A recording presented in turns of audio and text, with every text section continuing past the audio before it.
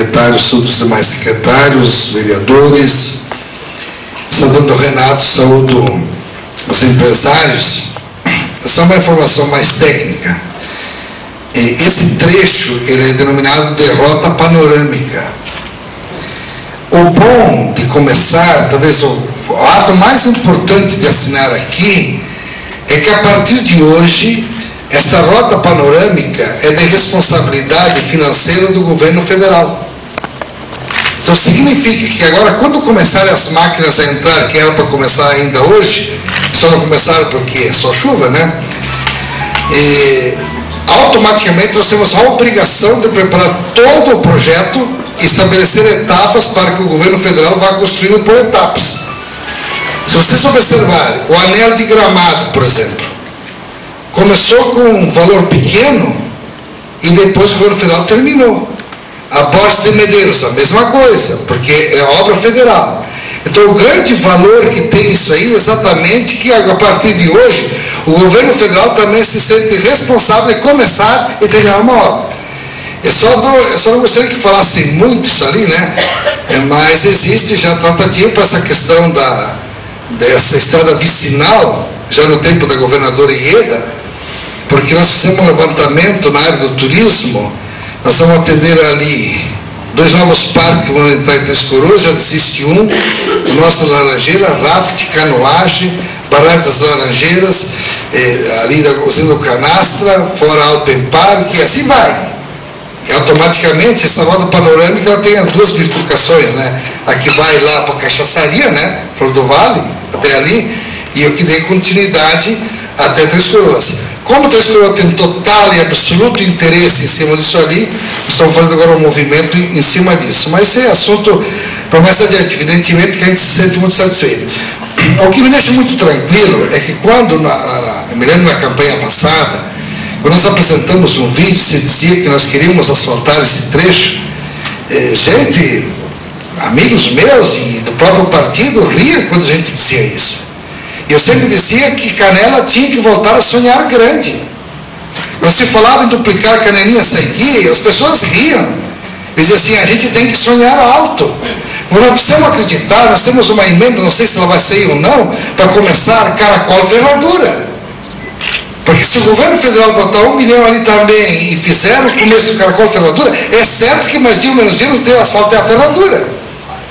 Essa história que turista gosta de bar, gosta de pó, isso não existe hoje em dia. Quem gosta de bar e pó são aquelas pessoas que praticam esportes relacionados a isso, os esportes radicais, de aventura assim por diante. Nenhum turista gosta de vir com o seu carro limpo e depois sujá-lo num trecho, porque ele quer ver aquele, tipo um Open Park, lá embaixo sujar todo o carro. Quem é que vai gostar? Então eu acho que nós temos que voltar a pensar alto, pensar grande, que ela está recuperando seu espaço, e isso é fundamental e importante. Agora, isso é conquista de todos, porque o Renato foi um grande batalhador ali, o menino ali dos cavalos, como é o Ricardo, o adorador, o gringo da Jolimão, toda hora falando e insistindo, inclusive um projeto que vocês montaram e pagaram, inclusive com essa empresa, para nós tivermos que refazer o próprio projeto. O pessoal da cachaçaria, o pessoal do raft veio para cima com todo o desejo e a vontade, então é uma conquista da nossa comunidade, principalmente aquelas pessoas que diretamente se envolvem. Agora, quem é do mundo a vapor sabe que ter um trecho bom que vai para o Open Park é bom também para o mundo a vapor, mas dizer que é ruim não é bom, porque daí nós descentralizamos as coisas. Porque quem vai para o Open Park vai no mundo a vapor, e quem vai no mundo a vapor vai para o Open Park. E o que me deixou triste esse dia atrás, um empresário, ele me disse o seguinte, Renato, que aí eu fiquei louco, né? Ele disse que eu não devia lutar pelo asfalto Caracol Ferradura, porque isso ia tirar muitos visitantes do Caracol. O empresário é muito influente. Eu pensei, olha, se o senhor continuar com essa mentalidade, o senhor mude, o senhor vai falir.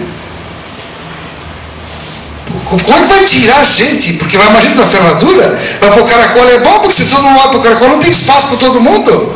Agora quem vai lá na ferradura, você acha que quando voltar não vai ir para o Parque do Caracol? Ou ele vai para o Caracol ou vai para a ferradura? Agora eu tenho certeza que o teleférico vai aumentar a sua visitação, que lá os paredões vão aumentar a sua visitação, que o Parque da Ferradura vai aumentar a sua visitação, porque comece você colocado nessa área, assim como aqui na descida. Quanto não vão valer a mais os terrenos tendo o asfalto passando ali? Então a valorização que isso dá. Então essas coisas que a gente precisa crescer e evoluir.